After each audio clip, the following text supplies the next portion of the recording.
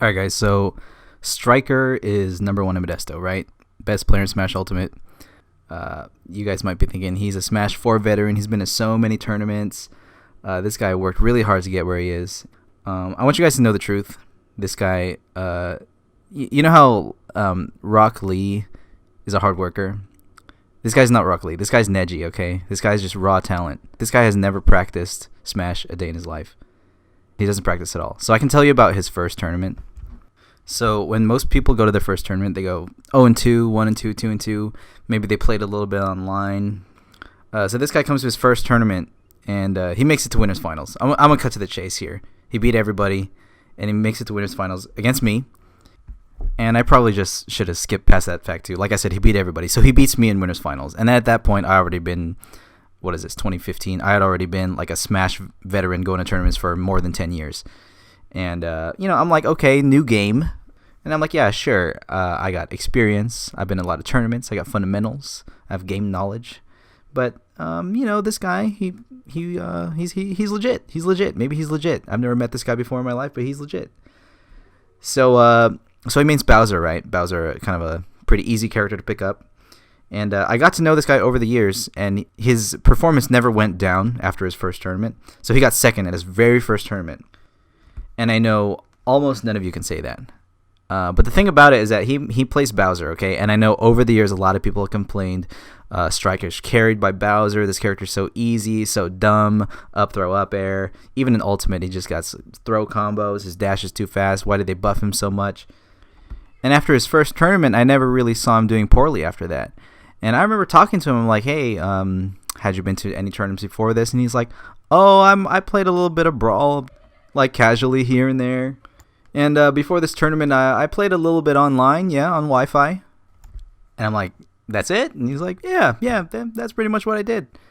And, over the years, I've been watching him play, and you notice how simple it is. You kind of just dash back and forth, throw out a jab here and there, just kind of waits, and then you just jump into his arms, and he gets an up throw, up air.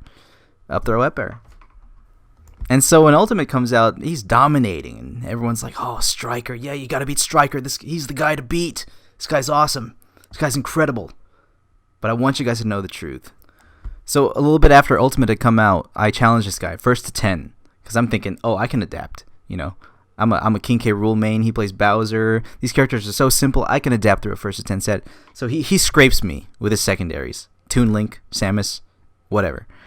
And the same day, I record a little interview with him, and I ask him, who do you practice with? And he says, I don't practice. I don't practice with anybody. Sometimes I play someone here and there, but yeah, I don't really practice tech skill or anything like that. Because, Bowser's really easy, and I don't have to.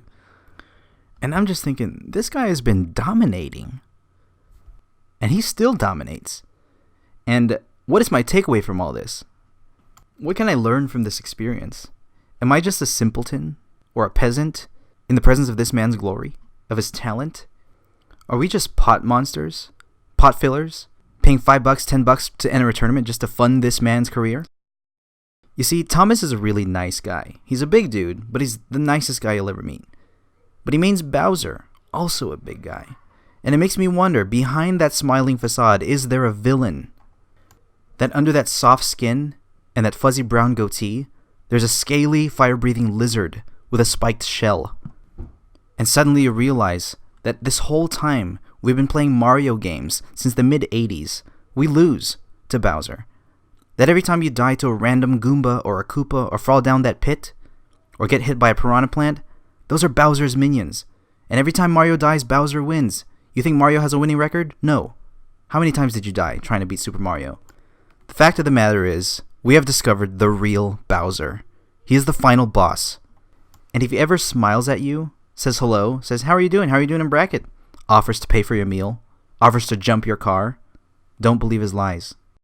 The gentle giant, the nice guy you think you're dealing with is actually Bowser. Not Thomas, but Bowser. And if you think of it even more deeply, who was it that set this narrative in the first place? Who decided that Bowser would be our final boss? The real answer, the real one to blame, is none other than Miyamoto.